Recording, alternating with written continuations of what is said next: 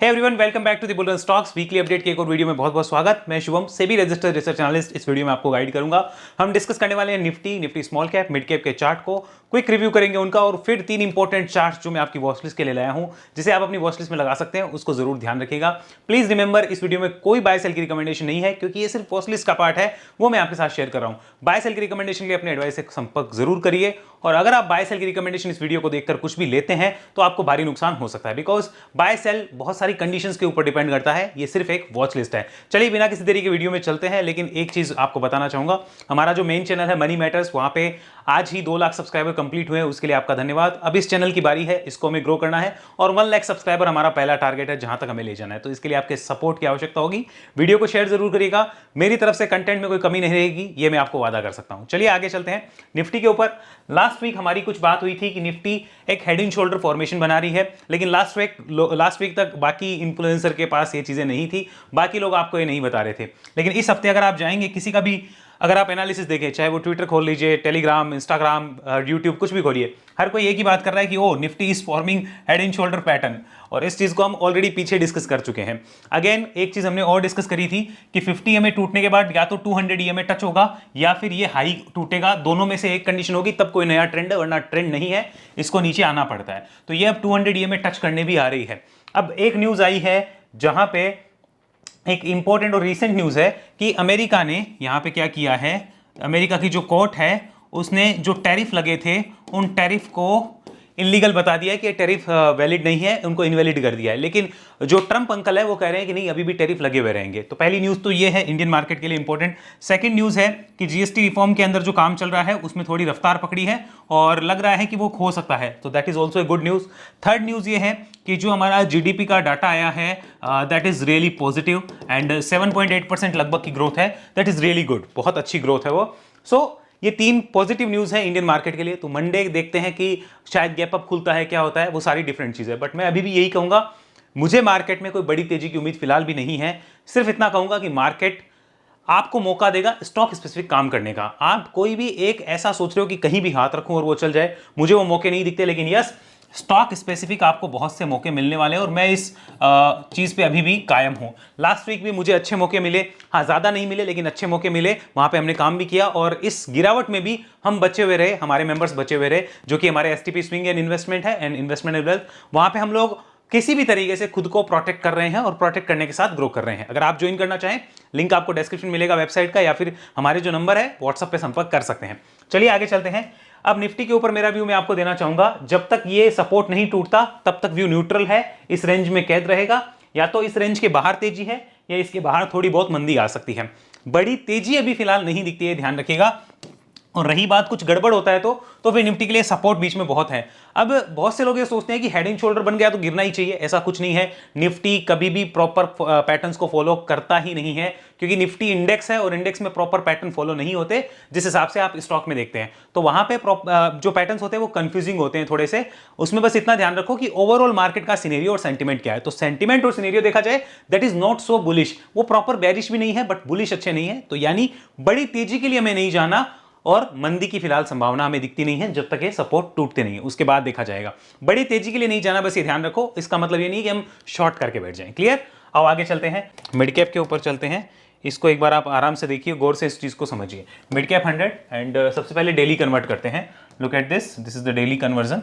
आइए ये देखिए, मिड कैप क्या कर रहा है, 200 EMA को इसने टच कर दिया है और प्रॉपर वहां पे आके सपोर्ट लेने की कोशिश कर रहा है। लेट्स सी मंडे क्या होता है। बट अभी भी यही कहूंगा, स्टॉक स्पेसिफिक मूव में रहना, बड़ी तेजी नहीं है जिस हिसाब से चार्ट है। मुझे तो कोई बड़ी तेजी नजर नहीं आती। उल्टा अगर कुछ गड़बड़ हुआ तो शायद डिप अच्छी खासी मिल सकती है, वो उसका आप ध्यान रखिएगा। So do not feel over excited looking at the news and all the stuffs. आप अपने सेटअप पे स्टिक रहिए। अभी मंदी बड़ी नहीं है तो तेजी भी बड़ी नहीं है, कैद है मार्केट एक रेंज के अंदर, उस रेंज में खेलता रहेगा और उसको खेलने दीजिए। आप सुपर एक्साइटेड हो जाएंगे जीएसटी रिफॉर्म की न्यूज़ सुन के, जीडीपी डाटा सुन के, या टैरिफ वाली बात सुन के, कुछ नहीं होनी जानी है। 14 महीने से वही है, कुछ भी खास फर्क नहीं पड़ा है, वो चीज़ वैसे ही रही है और ये चलता रहेगा अभी कुछ टाइम और, उसके बाद में चीज़ें सुधरेगी। लेकिन स्टॉक स्पेसिफिक काफ़ी चीज़ें सुधर रही है। इसको आइए कन्वर्ट करते हैं एक बार वीकली चार्ट पे। ये देखिए, और मंथली चार्ट भी देखिए। लास्ट हफ्ते तक हम ये बात कर रहे थे कि क्लोजिंग कैसी होती है मंथली, वो देखेंगे। ये वीकली तो आपने देख लिया, अब मंथली देखो। लास्ट हफ्ते तक हमारे पास जो डाटा था उसमें ये कैंडल एक रिकवरी शेप दिखा रही थी, और देखो वो रिकवरी धरी की धरी हो गई एक वीक के अंदर, इसलिए मंथली डाटा देखना इंपॉर्टेंट है। और मंथली चार्ट पे अभी भी दिख रहा है कोई बड़ी तेजी के संकेत नहीं है। यानी अगर मैं सितंबर की भी बात करूं तो क्या ऐसा हो सकता है कि सितंबर में इसका हाई कट जाए, जो अगस्त का है वो भी थोड़ा सा मुश्किल होगा कि वो कट जाए, वो इतना आसान नहीं है। तो बड़ी तेजी की उम्मीद करना मेरे हिसाब से शायद अभी की डेट में जल्दबाजी होगी। थोड़ा सा वेट करो, आराम से चीजों को देखो, लेकिन स्टॉक स्पेसिफिक मैं फिर कहूंगा जा सकते हैं। ओवरऑल बड़ी तेजी मार्केट में नहीं मिलने वाली है। आइए स्मॉल कैप पे चलते हैं। ये रहा निफ्टी स्मॉल कैप 100, यहां पे हम आए और देखिए इसमें क्या हुआ है। मंथली चार्ट देख लीजिए, लास्ट हफ्ते तक हम ये देख रहे थे मंथली कैंडल रिकवरी मोड में, सारी धरी की धरी रह गई just because of this one. यहां पे देखिए ये एक हफ्ते, और इसमें प्रॉपर उसके लो के नीचे क्लोज हुआ है, जो पॉजिटिव तो नहीं है, ये ध्यान रखना होगा। अब इसको डेली पे कन्वर्ट करते हैं, यहां और देख लीजिए ध्यान से, ये आपको और दिख गया होगा। डाउन ट्रेंड शुरू हुआ है, ये हमें पता चला है और साफ साफ दिखा है कि एक सपोर्ट को तोड़ा है। अब इस सपोर्ट को तोड़ने के बाद देखते हैं नेक्स्ट प्राइस एक्शन अगले हफ्ते क्या होता है। बट गौर से देखिए 1 2 3 4 5 6 डेज लगातार नेगेटिव कैंडल्स बनी है स्मॉल कैप के लिए। लेट्स सी नेक्स्ट वीक क्या होता है। बड़ी तेजी की उम्मीद मत करना, मैं हाथ जोड़ के सिर्फ इतना ही कहूंगा, और मैं अभी से नहीं कह रहा हूं, एक साल हो गया मुझे कहते हुए बड़ी तेजी नहीं है मार्केट में, नहीं आएगी नहीं आएगी। आप स्टॉक स्पेसिफिक रहो, धीरे धीरे आपको स्विंग्स मिलते हैं वो खाते पीते चलो, वरना कुछ नहीं मिलने वाला है। इस मार्केट की सच्चाई यही है अभी फिलहाल। समझो तो अच्छी बात है, ना समझो तो आपकी इच्छा। चलते हैं स्टॉक स्पेसिफिक इंपॉर्टेंट चार्ट जो आपकी वॉच लिस्ट का पार्ट हो सकते हैं। सबसे पहले यहां पर जो मैं लगा रहा हूं that is Dalmia Bharat limited. इसको जरा एक बार देखना, डालमिया भारत। ये हम पहले वीकली चार्ट कन्वर्ट करते हैं, ध्यान से इसको समझ लीजिए। This is the weekly chart. बस इतना दिखाना चाहूंगा कि इसकी एक गिरावट थी, उस गिरावट में इसने जो एक बॉटम बनाया था वो मार्च 2025 में बनाया था। ओके, मार्च 2025 से पहले लगभग फरवरी में भी एक बॉटम चालू हो गया था, फरवरी मार्च में बॉटम आउट के इंडिकेशन थे, वहां से एक रिकवरी है, ये आपको दिख रहा है। Let's have a look at the fundamental as well. Let's see वहां पे क्या है, और फिर बात करेंगे कि बॉटम जब बना था तब मार्केट ने प्राइस एक्शंस कैसे दिए और चीजें कैसे निकल के आई। तो सबसे पहले मार्केट कैप 45,000 करोड़ की मार्केट कैप है, छोटी मोटी नहीं है, अच्छी कंपनी है। But look at the P ratio that is 47, और आरओसी आरओई कुछ खास नजर नहीं आती है। बट यस, अभी भी अगर मार्केट उसको अप ट्रेंड में रख रहा है, सो स्विंग वालों के लिए वॉच लिस्ट का पार्ट हो सकता है, बिकॉज स्विंग वाले उसको प्रॉपर एसएल के साथ काम करते हैं। आज जो बिना एसएल के जाते हैं उनके लिए कभी भी कोई कंपनी अच्छी हो ही नहीं सकती, भले उसमें कितने अच्छे फंडामेंटल हो, कितने अच्छे टेक्निकल हो जाए। नेक्स्ट चलिए यहां पर आइए, फाइनेंशियल्स को देखिए। फाइनेंशियल्स क्या बोलते हैं, financials are telling us one story. यहां पे इसको जरा एक बार नोट करना। देखो ये जो जून का डाटा था लास्ट ईयर का और इस साल जून का डाटा, कोई फर्क है क्या मुझे बताओ? ऑलमोस्ट सेम है, कोई फर्क नहीं है। 15% के मार्जिन, बस ये 24% के मार्जिन, ये है फर्क। सेल में फर्क नहीं है, सीधा यहां पे प्रॉफिट के अंदर फर्क आ गया। और नेट प्रॉफिट 145 करोड़ का सीधा 395 करोड़ हो गया। ठीक है, अब बॉटम कब लगा था? मार्च में लगा था, यानी कि जनवरी फरवरी मार्च के मंथ में लग गया। उसका रिजल्ट कब आता है? अप्रैल में आता है। मार्केट ने बॉटम मार्च में लगा दिया था। क्यों? आप देखिए इसको, दिसंबर के अंदर ये रिजल्ट था 66 करोड़ का। जैसे ही मार्केट को लगा ना कि मार्च का रिजल्ट अच्छा आएगा, तो वो उसको प्राइस देना शुरू करता है मार्केट को पता चलने पे। और मार्च का रिजल्ट बाद में जब आउट हुआ, वो अच्छा रिजल्ट आउट हुआ था। तो आप ये मत सोचिए कि उसका रिजल्ट जब आउट होगा फ्री में कुछ सोचूंगा। अगर आप स्विंग प्लेयर है तो आप उन चीजों को समझिए कि मैं प्रॉपर प्राइस एक्शन के ऊपर बिहेव करूंगा, ताकि आपको कुछ सीखने को मिले, समझने को मिले। तो यहां पे रिजल्ट तो बाद में आए, लेकिन प्राइस एक्शन पहले ही शुरू हो गया और वो अभी भी अप ट्रेंड में है। अब देख रहे हो 395 करोड़, पिछले साल से अच्छी ग्रोथ है, लेकिन क्वार्टर ऑन क्वार्टर नहीं है। अभी भी अप ट्रेंड में क्यों है? हमें ऐसा मानना है कि वो अभी भी अप ट्रेंड में इसलिए कि मार्केट शायद उसकी फ्यूचर ग्रोथ को कुछ अच्छा मान रहा है। अगर फ्यूचर ग्रोथ उसकी बुरी हुई या ये कोई ट्रैप हुआ, तो your SL should save you. ये आप ध्यान रखना, स्विंग प्लेयर के लिए यही चीज होती है। अगर समझ में आए तो बढ़िया चीजें, नहीं आए तो आप अदर मेथड फॉलो करके देख लीजिए, कोई आपको सूट करता है तो। आगे चलते हैं, तो अब हम चलते हैं चार्ट के ऊपर। उससे पहले एक बार शेयर होल्डिंग और चेंजेस एनालाइज कर लो। 55 है, कोई चेंजेस नहीं है प्रमोटर में। एफआईएस ने मामूली सी होल्डिंग अपनी कम करी है।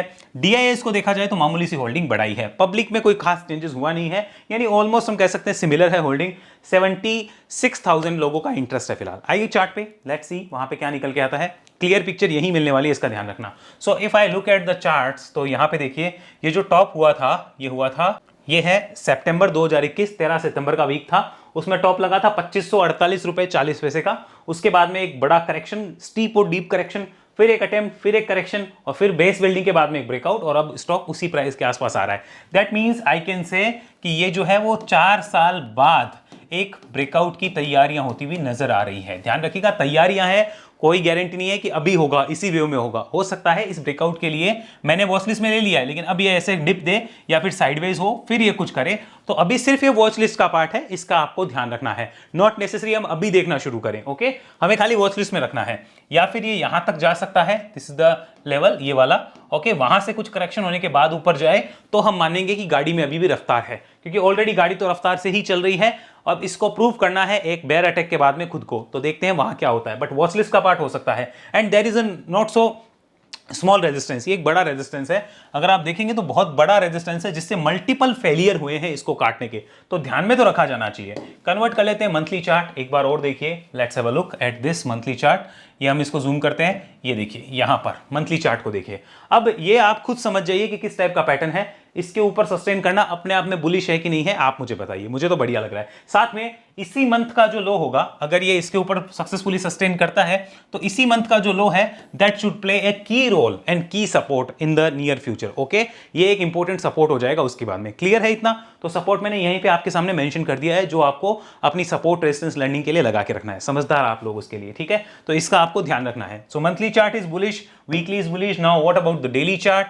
If you look at the daily chart पे आराम से जो है प्राइस एक्शन होता हुआ नजर आया है। लुक एट दिस, यहां पे देखिए आराम से प्राइस एक्शन है। अब जिस हिसाब का ये रेजिस्टेंस है ना इतना बड़ा, तो देखो मेरी पर्सनल इच्छा यही है, रुको यहां पे, थम जाओ, थोड़ा ब्रेक लो, थोड़ा पॉज लो, खा पी लो। यहाँ पे देखो घोड़ा बेचारा दौड़ा आया है, घोड़ा बेचारा दौड़ा आया है, तो दौड़े हुए घोड़े को बोलो कि बेटा थोड़ा सा रेस्ट कर ले, ताकि अगली रेस के लिए आप तैयार हो पाओ, okay.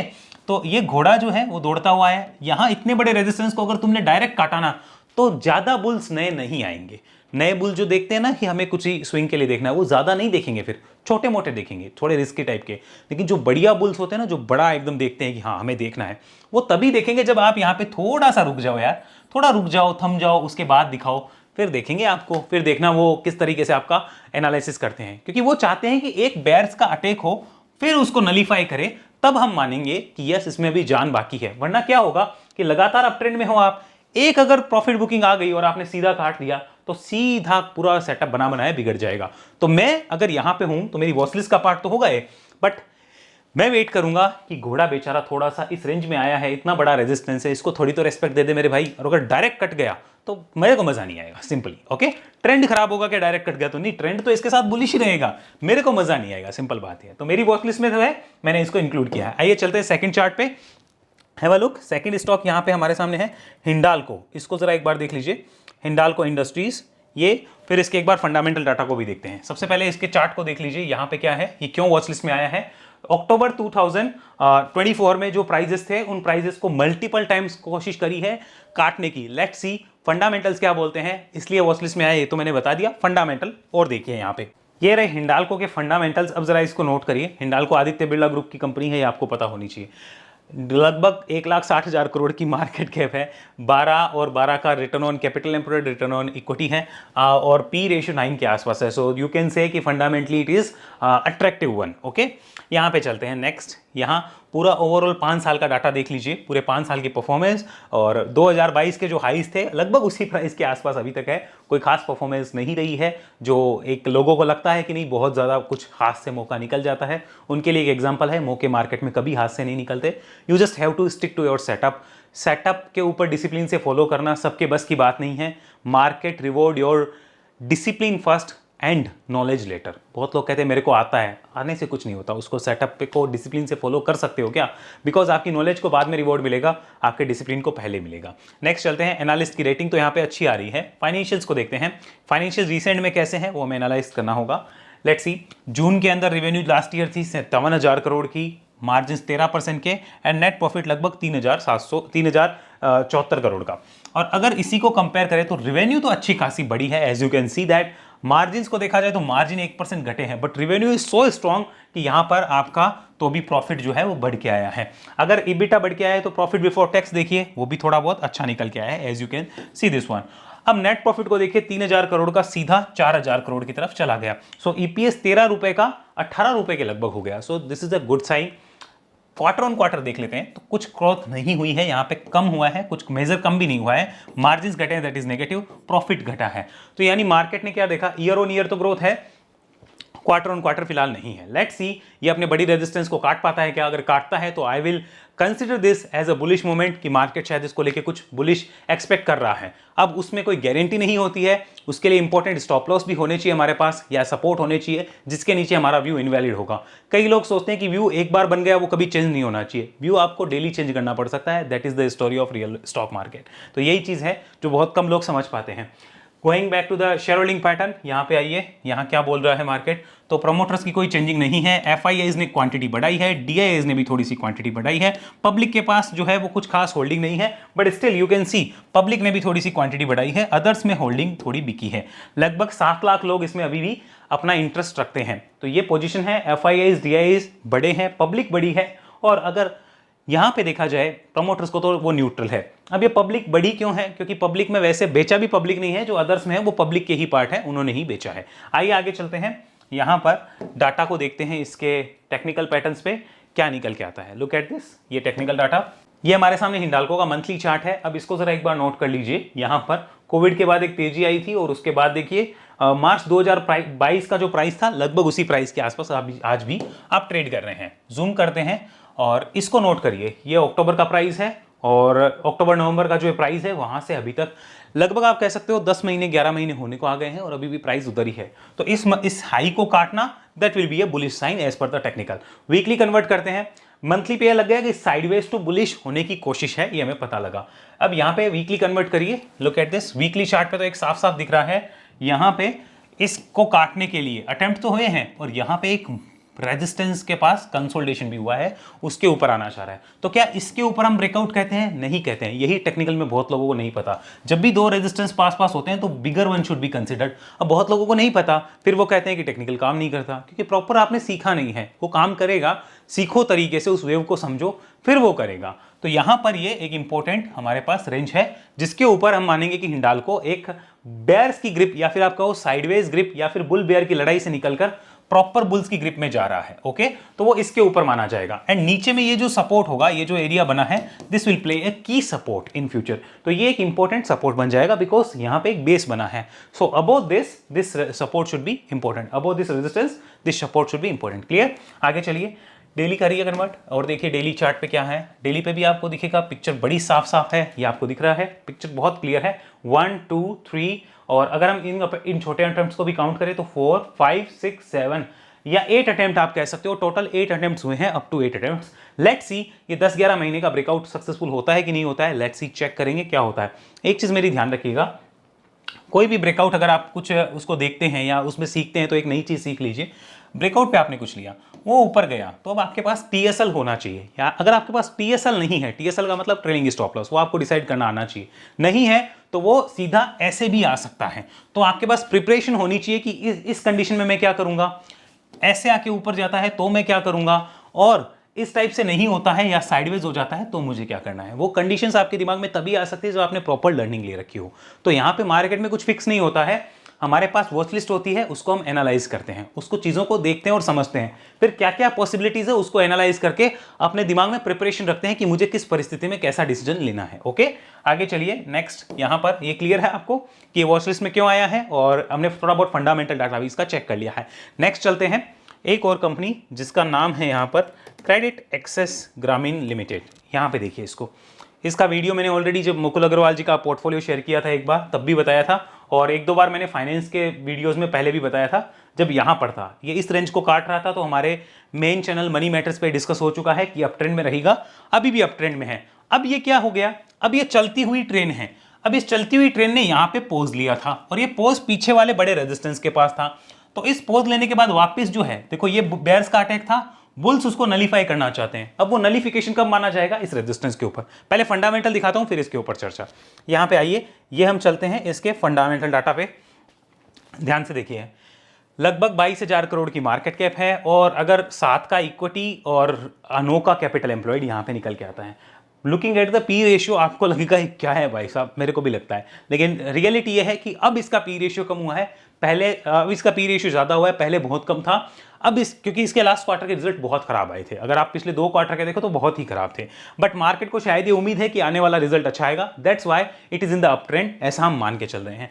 Have a look at the financials. Financials को देख लीजिए, यहाँ पर अगर जून का डाटा देखा जाए, लास्ट जून का 1500 करोड़, और यहाँ पर अगर आप सीधा नेट प्रॉफिट पाइए 398 करोड़। अब इस जून का डाटा देखना, देखा नहीं जाएगा वैसे, 1464 करोड़, और जरा प्रॉफिट की तरफ नजरें घुमाइए, 400 करोड़ से 60 करोड़। बीच में एक बार लॉस भी आ चुका है और एक बार 50 करोड़ से नीचे भी आप प्रॉफिट कर चुके हो। तो अब शायद मार्केट को कुछ आने वाले टाइम की ग्रोथ दिख रही होगी, सिमिलर टू डालमिया भारत, जैसे कि हमने उसमें देखा कि मार्केट ने बॉटम पहले ही बना दिया था, उसके बाद वो चलना भी शुरू हो चुका था, फिर रिजल्ट अच्छे आए थे। लेट्स सी यहाँ पे क्या आते हैं। लेकिन इसका मतलब ये नहीं कि मैं सब कुछ दाव पे लगाकर इनमें घुस जाऊं या देखूं, नहीं, मुझे वॉच लिस्ट में रखना है। और अगर आप वॉच लिस्ट के बाद में मुझे रिव्यू करना पड़ता है, ब्रेकआउट के बाद रिव्यू करेंगे प्रॉपर। अगर स्विंग कर रहे हैं तो वहां स्टॉप लॉस के बिना कभी काम होना ही नहीं चाहिए। तो ये हमें डिसाइड करना है अपने लिए, और आप इसके लिए अपने एडवाइस से बात जरूर करेंगे। मेरी तरफ से कोई बाय सेल की रिकमेंडेशन कहीं भी नहीं है, इस बात का विशेष ध्यान रखिएगा। सो ये आपने देख लिया डाटा किस तरीके से है। इसी को मैं एक बार और दिखाता हूं आपको एनुअल डाटा पे।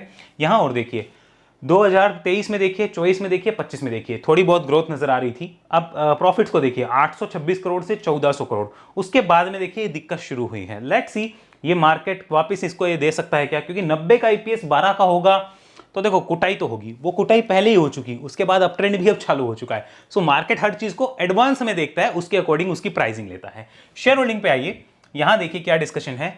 अगर देखा जाए तो प्रमोटर्स की होल्डिंग एज इट इज है लास्ट क्वार्टर से, बट अगर पीछे के देखा जाए तो पीछे उन्होंने धीरे धीरे अपनी होल्डिंग है ना, देखो चिपकाते गए हैं, वो समझ आ रहा है। आगे देखो एफआईआईज ने क्या किया है, अब थोड़ा सा 2 क्वार्टर से वो थोड़ा सा लेना शुरू कर रहे हैं। डीआईआईज क्या कर रहे हैं, उन्होंने इस क्वार्टर में थोड़ा सा लिया है, बट ओवरऑल उनकी पोजीशंस उतनी सॉलिड नहीं है, अभी ठीक ठाक कह सकते हैं कि एक एंट्री बनी है इनकी। और पब्लिक को देखा जाए तो उनकी होल्डिंग घटी है, अदर्स में थोड़ी सी बड़ी है। 1 लाख लोग अभी तक इसमें इंटरेस्ट रखते हैं अपना, ये इन्फॉर्मेशन आपके काम की है। तो ओवरऑल कोई मेजर चेंजेस नहीं है। लेट्स सी, फंडामेंटल तो अच्छे नहीं है यहाँ पे as per this data, but market को होप जो है वो सक्सेसफुल होगी कि नहीं होगी एनालाइज करते हैं। और मुझे प्रेफर करना पड़े, आई विल प्रेफर टेक्निकल। बड़ा सिंपल सा रीजन है उसका कि टेक्निकल में मैं एसएल के साथ काम करूंगा, क्योंकि मैं स्विंग अगर करता हूं तो मैं एसएल के साथ करूंगा। इन्वेस्टिंग कर रहा हूं तो भी उसमें मेरा एक प्रॉपर पॉइंट होगा, प्लानिंग होगी कि मुझे कैसे जाना है। जो ब्लाइंड जाते हैं उनको दिक्कत ज्यादा होगी। आइए इसको समझिए। यहां पर देखिए, ये हम लगाते हैं इसको, यस ये वाला। अब डेली चार्ट आपके सामने है, यहाँ पे देख लीजिए इसको, दिस डेली चार्ट। ये जो प्राइसिंग है वो 2024 जुलाई की है, यहाँ पे 2024 जुलाई, okay. And this is the pricing जो अभी हम अगस्त में ले रहे हैं 2025। सो कैन आई से कि ये 1 साल का एक ब्रेकआउट करने आ रहा है। अगेन रिमाइंडिंग, मैंने ऑलरेडी सेकंड चैनल पे यहाँ इसको डिस्कस कर चुका हूँ कि अप ट्रेंड में जाने वाला है, मैंने ऑलरेडी आपको बता दिया है वो। अब ये अप ट्रेंड में चलती हुई एक ट्रेन है, जिस ट्रेन ने यहाँ पर पोज लिया है। सिमिलरली जो मैं कह रहा हूँ कि घोड़ा जो है वो बहुत दौड़ चुका है, वो रुका, रुकने के बाद रेस्ट किया, रेस्ट करने के बाद वापस इस जोन में आके इसको काटता है, तो हम मानेंगे कि घोड़ा नई रेस के लिए तैयार हो रहा है। क्लियर है ये चीज? ट्रेन एक स्टेशन काट के दूसरे स्टेशन की तरफ जा रही है। मैं प्रैक्टिकल एग्जांपल दे रहा हूं ताकि आप समझो और सीखो चीजों को। मेरी उम्मीद हमेशा ये होती है कि मैं आप लोगों को गलत चीज करने से बचा सकूं। देखो, पैसा कौन कितना कमाएगा ये तो मेरे हाथ में भी नहीं है, वो ऊपर वाला ही देता है, भगवान की इच्छा होती है। वो कौन कितना कमाएगा कितना नहीं कमाएगा, आपकी नॉलेज धरी की धरी रह जाएगी अगर आपके भाग्य में नहीं है। तो ये सच्चाई है, ये मैं भी मानता हूं, लेकिन कर्म तो हमें करना ही पड़ेगा। तो वही चीज मैं आपके साथ बार बार डिस्कस करता हूं कि मैं कोशिश करता हूं आपको गलत करने से बचा लूं।